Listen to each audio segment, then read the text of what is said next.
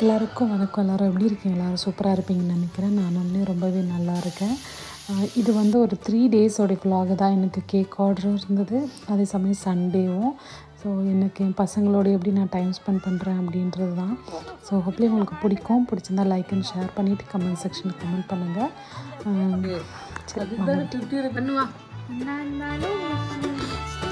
Mummy எவ்வளோ அழகாக இருக்குது பாருவா.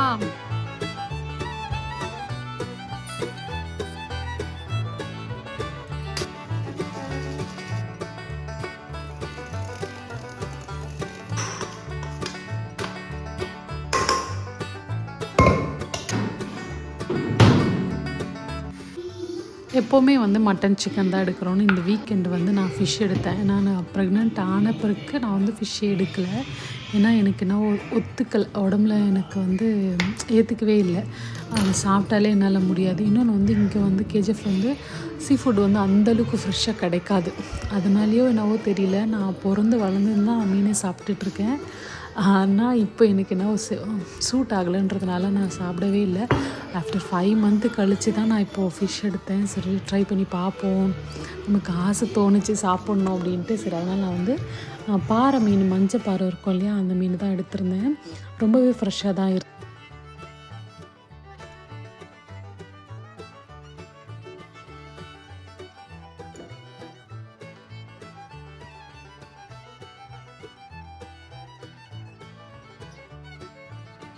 நான் தேங்காய் எண்ணெய் சேர்த்துக்கிறேன். தேங்காய் எண்ணெய் கொஞ்சம் நல்லா சூடான பிறகு கொஞ்சமாக வந்து வெந்தயம் சேர்த்துட்டு கருவேப்பிலை சேர்த்துட்டு நல்லா தாளிச்சிட்டு இஞ்சி பூண்டு வெங்காயம் மட்டும் நான் அரைச்சி வச்சுருக்கேன். சின்ன வெங்காயம் பெரிய வெங்காயம் யூஸ் பண்ணாதீங்க, ஒரு மாதிரி நல்லா இருக்காது இந்த குழம்புக்கு. இதோடைய அந்த மீட் வந்து கொஞ்சம் நல்லா மோட்டாவாக இருக்கும்.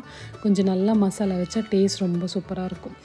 இது ஒரு சைடில் வதங்கிட்டு இருக்கட்டும். நான் ஃபிஷ்ஷு வந்து மசாலா கூட்டி வச்சுருந்தேன் இல்லையா, கொஞ்சம் மஞ்சள் பொடி, மிளகாய் பொடி, அது கூடவே வந்து மல்லிப்பொடி, தேவையான உப்பு, லெமன் ஜூஸு மிக்ஸ் பண்ணிவிட்டு இதை வந்து ஒரு 1/2 hour ஊற போட்டிருந்தேன்.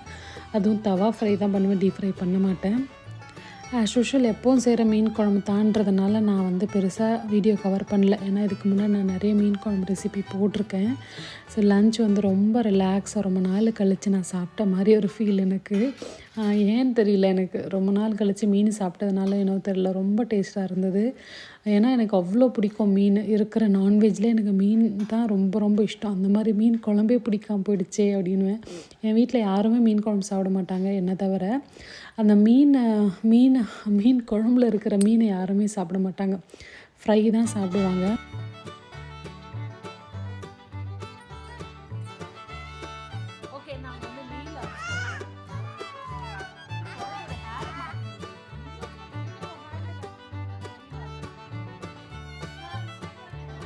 சண்டே யூஸ்வலாக நம்ம வந்து பசங்க வந்து சாப்பிட வச்சுட்டு டிவி பார்ப்பாங்க இல்லையா, அந்த மாதிரி இன்றைக்கி பண்ணாமல் நான் என்ன பண்ணேன், பசங்களை எல்லாமே ரூம் கூட்டின்னு நோ டிவின்னு சொல்லிட்டேன். ஸோ பசங்க வந்து ரிலையன்ஸில் நெயில் ஆர்ட்ஸ் எல்லாம் வாங்கிட்டு வந்திருந்தா அதுக்கு அதை வச்சு ரொம்ப நேரம் விளையாடிட்டு இருந்த 3 பேருமே கொஞ்சம் ஃபன்னியாக ஒரு 2 hours அப்படியே டைம் ஸ்பெண்ட் ஆகிடுச்சு. என்னென்னா ரித்திக்கு அந்த ஹேபிட் கிடையாது, டிவி பழக்கம், டிவின்றது. பட் லெனிஷாவுக்கு வந்து அந்த ஹேபிட் ரொம்ப ஜாஸ்தி, டிவி பார்க்கணுன்ட்டு. 1 டேக்கு ஒரு 2 hours டிவி பார்த்துருவா. அது தப்பு சொல்ல முடியாது, ஒரு 2 மணி நேரம் பெரிய விஷயமானு யோசிக்கலாம். பட் வந்து அது ரொம்ப டிவி அடிக்ட்னா ரொம்ப கிட்ட போய் பார்ப்பாள். அந்த டிவிக்கும் அவளோட ஹைஸுக்கும் டிஸ்டன்ஸே இருக்காது, அந்தளவுக்கு டிவி போய் பார்ப்பாரு. அதனால சரி வேண்டாம், டிவியை கொஞ்சமாக அவாய்ட் பண்ணலாம். 2 பேருக்குமே மொபைலில் வந்து அந்தளவுக்கு இன்ட்ரெஸ்ட் கிடையாது. மொபைலெல்லாம் நான் கொடுத்ததில்லை. ஆனால் வந்து டிவி வந்து ரொம்ப ஜாஸ்தி பார்ப்பாங்க 2 பேருமே. ஆனால் ரித்தி ரொம்ப. எனக்கு அடுத்த நாள் வந்து கேக் ஆர்டர் இருந்தது. ஒன்று வந்து 1 kg, இன்னொன்று வந்து 1.5 kg கேக்கு. 2 ஃப்ளேவருமே வேறு. ஒன்று வந்து பிளெயின் வெனிலா, இன்னொன்று வந்து பட்டர்ஸ்காட்ச் ஃப்ளேவரில் கொடுத்துருந்தேன். ஸோ அதனால் வந்து முன்னாடி பேஸை ரெடி பண்ணி வச்சுட்டோம்னா அந்த தினம் வந்து மறுநாளில் நமக்கு வந்து செட் பண்ண கரெக்டாக இருக்கும். நம்ம ஒருத்தராக ஹேண்டில் பண்ணுறோம் அப்படின்னும் போது நம்ம முன்னாடி எல்லாம் செஞ்சு வச்சுக்கிறது ரொம்பவே நல்லது. இல்லைனா லாஸ்ட் நிமிட்டில் வரைக்கும் ஒரு டென்ஷன் இருக்கும். நான் இவ்வளோ கேக் பண்ணாலும் எனக்கு ஒரு கேக் ஆர்டர் வந்திருந்தாலும் அது கரெக்டாக கொடுக்குற வரைக்கும் அவங்க எடுத்துகிட்டு போகிற வரைக்கும் ஒரு பயம் இருந்துகிட்டே தான் இருக்கும். அது ஏன்னு எனக்கு தெரியல. சப்போஸ் எதாவது டேமேஜ் ஆச்சுன்னா நிச்சயமாக வந்து அது வந்து ஏதாவது சொல்லிடுவாங்களோ அப்படின்னு ஒரு பயம் என் மனசுக்குள்ளே இருந்துகிட்டே இருக்கும். யூஸ்வலாக நான் வந்து இப்போ ஃபஸ்ட்டாக நான் தான் கொண்டு போய் கேக்கெல்லாம் கொடுத்துட்டு அதை டெலிவரி சார்ஜெல்லாம் நான் வாங்கிப்பேன். இப்போ வந்து நான் யாருக்கிட்டேயுமே வந்து நான் போய் கொடுக்குறதில்ல, நீங்களே வந்து வாங்கிக்கிறதுனா வாங்கிக்கோங்கன்னு அப்படின்ற ஒரு இதில் தான் இருப்பேன். ஏன்னா எனக்கு கொஞ்சம் ரொம்ப பயம், சப்போஸ் வந்து ஸ்லிப் ஆகிடும். ஏன்னா வந்து நான் காரம் எடுக்கிறது கிடையாது. ஏன்னா நான் ஒரு டைம் லெனிக்கு வந்து ரொம்ப பயம், நான் கார் எடுத்தேன்னா. சசி கார் எடுத்தால் ஒன்றும் சொல்ல மாட்டா, பட் நான் கார் எடுத்தேன்னா நான் இல்லை காரே வேணாம், பைக்கி மட்டும் தான் எடுக்கணும் அப்படின்வா. அதனாலே எனக்கு ரொம்ப பயம். ரொம்ப நாள் ஆச்சு நான் கார் எடுத்தே, பட் என்ன பண்ணுறது. கேக் ஜெல் போட்டு கேக் பேக் பண்ணுறது வேறு மெத்தடு, கேக் ஜெல்லி இல்லாமல் பேக்கிங் பவுட்ரு போடுறது வேறு மெத்தட். ரெண்டுத்துக்கும் டிஃப்ரெண்ட் வந்து வேறு தான். நான் கேக் ஜெல்லும் போடுவேன், கேக்கு ஜெல் இல்லாமல் பேக்கிங் பவுட்ரு போட்டும் பேக் பண்ணுவேன். ஸோ கஸ்டமரோட விருப்பம் தான், அவங்களுக்கு எது இஷ்டமோ அது.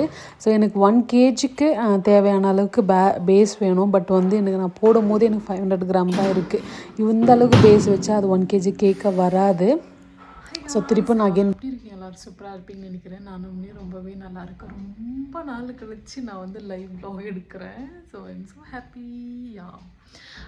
இன்றைக்கி வந்து என்ன அப்படின்னா, இன்றைக்கி வந்து ஃபுல்லாக க்ளீனிங் தான். பட் வந்து க்ளீனிங் எதுவும் நான் எடுக்க மாட்டேன். ஸோ வந்து க்ளீனிங் எல்லாம் முடிச்சுட்டு அரௌண்ட் ஒரு 11 o'clock பக்கம் வந்து இன்றைக்கி வந்து லஞ்சுக்கு வந்து நான் என்ன பண்ண போகிறேன்னா கருவாட்டு குழம்பு பண்ண போகிறேன். ஸோ அந்த கருவாட்டு குழம்பு வ்ளாக் தான் இந்த வாட்டி ஷேர் பண்ண போகிறேன். கருவாட்டு குழம்பு இந்த வெதருக்கு வந்து சூப்பராக இருக்கும்ல. ஸோ அதனால் வந்து ரொம்ப குளிர் கேஜிஎஃப்லாம் இங்கே, அதனால் வந்து கருவாட்டு குழம்பு பண்ணலாம் அப்படின்ட்டு அதான் பிளான் பண்ணி வச்சுருக்கேன். ஆல்ரெடி மார்னிங்கே நான் வந்து ரைஸ் பண்ணினேன். மார்னிங் வந்து புளியோதரை தான் பண்ணினேன். அதனால் ரைஸ் கொஞ்சம் இருக்குது இல்லையா, ஸோ அதை வச்சு அப்படியே மேனேஜ் பண்ணிக்கலாம் அப்படின்னு ஒரு ஐடியாவில் இருக்கேன். வேறு என்ன சொல்கிறது, வேறு ஒன்றும் இல்லை. ஃபுல்லாக க்ளீனிங் ஒர்க்கெல்லாம் முடிச்சுட்டு அதுக்கப்புறம் உங்களை வந்து பார்க்குறேன். பாய். ஓகே, இப்போ நம்ம வந்து கருவாட்டு குழம்பு பண்ண போகிறோம். ஸோ ஒரு கடாய் வச்சுருக்கேன். நல்லெண்ணெய் இருந்தாலும் நல்லெண்ணெய் சேர்த்துக்கோங்க. என்கிட்ட நல்லெண்ணெய் இருந்ததுனும் இல்லை, ஸோ நான் ரீஃபைண்ட் ஆயில் சேர்த்துக்கிறேன்.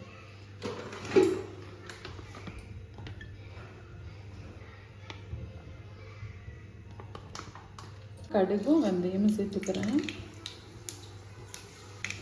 கருவேப்பிலை சேர்த்துக்கிறேன். நல்லா தொளிச்சு வச்சுருக்கேன், அதையும் சேர்த்துக்கிறேன்.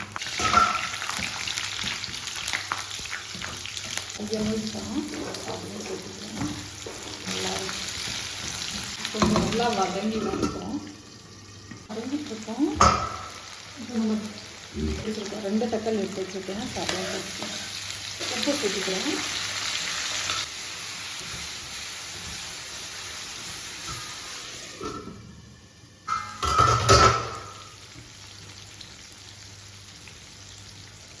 நம்ம கட் பண்ணி வச்சுருக்கேன் காய் சேர்த்துக்கோங்க. இப்போ நான் கத்திரிக்காயும் முருங்கைக்காவும் சேர்த்துருக்கேன். உருளைக்கிழங்கு இருந்தால் உருளைக்கிழங்கு சேர்த்துக்கோங்க கண்டிப்பாக இல்லை. அதுக்கப்புறம் இந்த மொச்சக்காவும் வச்சுருக்கேன், அதையும் சேர்த்துக்கிறேன்.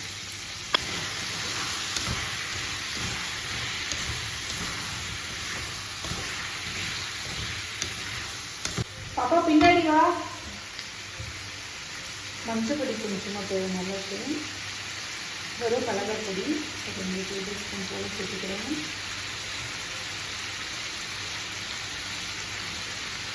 மல்லிப்பொடி இந்த மாதிரி சமையல் கொஞ்சம் பவுடராக அரைச்சி வச்சுருக்கேன்.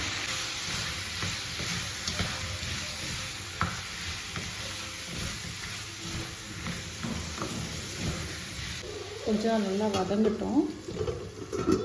நம்ம உப்பு சேர்த்துருக்கோம். இந்த கொஞ்சமாக இந்த காய்க்கு மட்டும்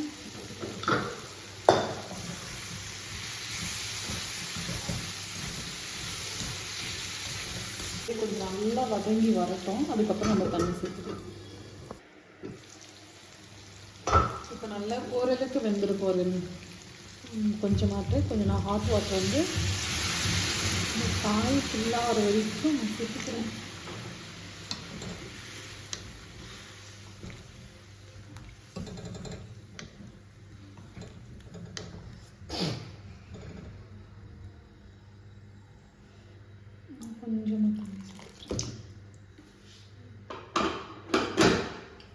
இன்னும் நான் புளி ஆட் பண்ணல. ஸோ இதை நல்லா வேகட்டும். வெந்த பிறகு நம்ம வந்து புளி சேர்த்துக்கலாம்.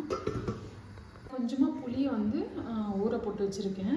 அதுக்கப்புறம் இங்கே வந்து சாரி வெறும் கருவாடு வந்து நான் எடுத்து வச்சுருக்கேன். ஸோ நான் வந்து எங்கள் வீட்டில் பெருசாக யாரும் வந்து கருவாட்டு குழம்பெல்லாம் சாப்பிட மாட்டாங்க. நான் ஒண்டி தான் சாப்பிடுவேன். எனக்கு ரொம்ப பிடிச்சது நெத்திலி கருவாடு. ஸோ அதனால் நான் நெத்திலி கருவாடு யூஸ் பண்ணியிருக்கேன். உங்களுக்கு வேறு ஏதாவது ஃப்ளேவர் பிடிச்சிருந்தா, வேறு கருவாடு பிடிச்சிருந்தா அதை சேர்த்துக்குங்க. இதோடைய தலையை மட்டும் ஃபஸ்ட்டு எடுத்துட்டு நம்ம ஊற போட்டுடலாம். சின்ன வயசுலேயே வந்து பசங்களுக்கு கருவாடு கொடுத்துட்டிங்கன்னா சாப்பிடுவாங்க. லெனிஷாக்கு நான் அப்படி கொடுத்து பழகிட்டேன். ஆனால் வந்து ரித்திக்கு வந்து இந்த மாதிரி நான் கொடுக்கல. அதனால் என்ன ஆச்சுன்னா அவள் சாப்பிட்றதே கிடையாது. இந்த வெதர் வந்தால் மட்டும் கொஞ்சம் ஃபோர்ஸ் பண்ணி கொடுத்தா சாப்பிடுவாள். இந்த சில் டைம் ஸ்டார்ட் ஆகுது இல்லையா, இந்த வின்டர் டைமு, அந்த டைமில் சில ஹோல்சேலாக வாங்கிக்கினா நல்ல லாபம் கிடைக்கும். அது பயங்கர காஸ்ட்லி இங்கெல்லாம் இப்போது. இந்த இந்த மேலே இருக்கிற அந்த தலையை மட்டும் பிச்சிடலாம். நான் இன்றைக்கும் நாளைக்கும் சேர்த்து வச்சுருக்கேன் 2 வேலைக்கும்ட்டு. இப்போ இந்த மீன் குழம்பு, இந்த கருவாட்டு குழம்பெல்லாம் நமக்கு வந்து கொஞ்சம் நல்லா ஊற வச்சு சாப்பிடும்போது டேஸ்ட்டு சூப்பராக இருக்கும். இதுக்கு நல்லா காம்போனா களி வச்சா நல்லாயிருக்கும். நான் ரைஸ் தான் வச்சுருக்கேன், பார்ப்போம் எப்படின்னு தெரியல. இது வந்து நம்ம வந்து சட்டுன்னு எறும்பு வந்துடும். இது கிளியர் பண்ணிடுறேன். வந்து நம்ம ஹாட் வாட்டர் போட்டு இதை வாஷ் பண்ணிக்கலாம். ஏன்னா அதில் உப்பும் இருக்கும், கொஞ்சம் மண்ணுங்க நிறைய இருக்கும்.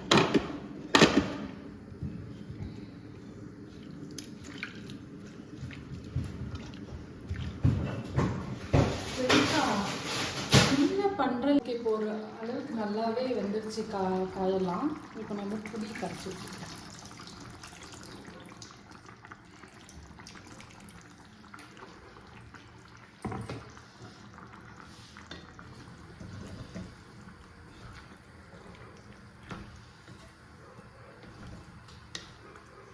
ஆக்சுவலாக இந்த மாதிரியே டேஸ்ட்டு சூப்பராக இருக்கும். நம்ம கருவாடு போட்டுட்டோம் அப்படின்னு, கருவாடு போடலைன்னா இந்த காயெல்லாம் வச்சு ரொம்ப நல்லா இருக்கும்.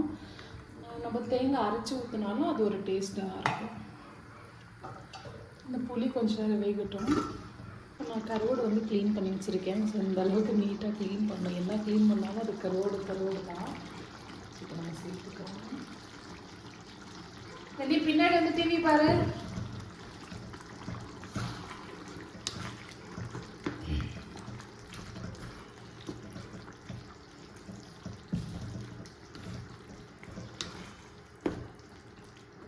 ரெடி ஆகிடும்.